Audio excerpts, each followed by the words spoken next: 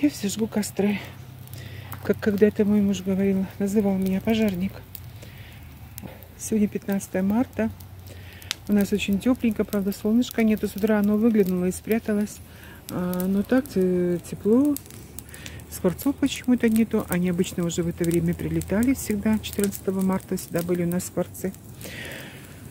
Да, кстати, мне иногда говорят, что я не говорю, в каком регионе мы живем. Это Беларусь. Это недалеко от Минска, где-то 80 километров от Минска в сторону Бреста мы живем.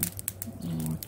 А это приезжал сын и обрезал мне деревья. Там у меня под домом вот абрикосы растут, они были выше дома уже.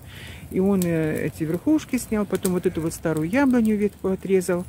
Вот. И поэтому я сегодня решила это все сжечь.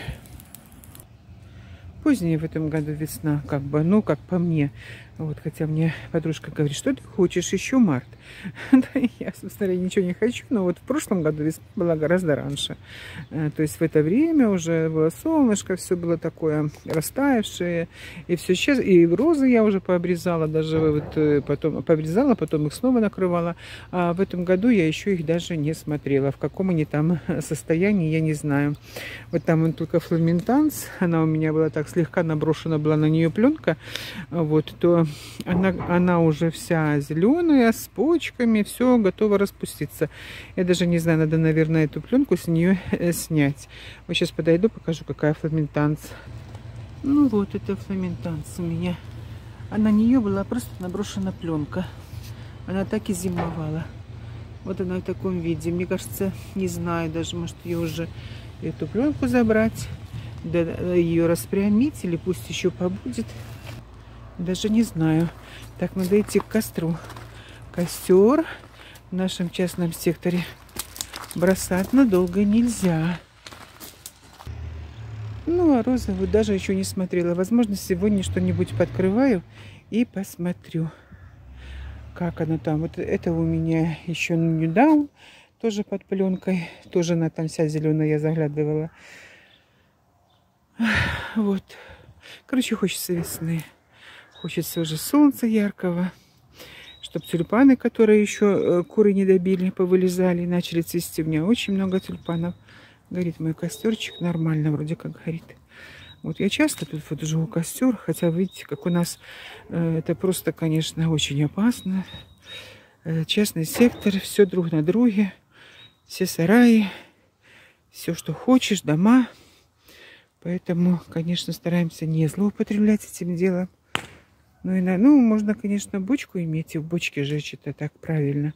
Но у меня бочки нету, и поэтому как бы так. Ладно, буду следить за своим костром. Так, костер мы поправили. Еще был у меня сын, у меня же теплица развалилась, и доски всякие старые просто валялись, мне даже хранить негде. И так все завалено, захламлено, невозможно. Это я его уговорила. Он мне насбивал вот таких вот гряд. Правда, я их еще хочу покрасить. Там где-то уже была отработка. Может быть, ей помажу. Доски, конечно, очень старые. Они мне долго не послужат. Но попробую. Понравится ли мне это. Потому что такого у меня еще не было. Вот.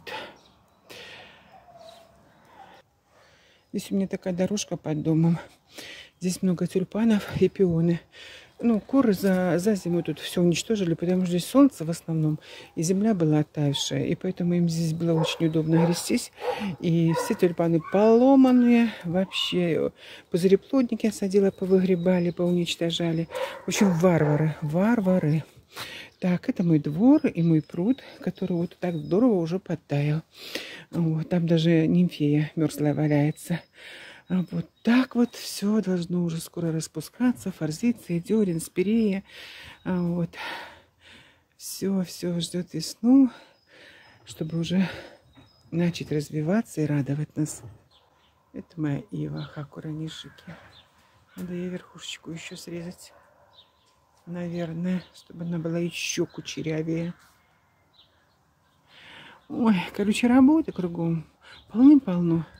А я хожу, занимаюсь какой-то видеосъемкой еще, когда тут все просто Бардак бардаком, и все требует времени, работы, заботы и так далее.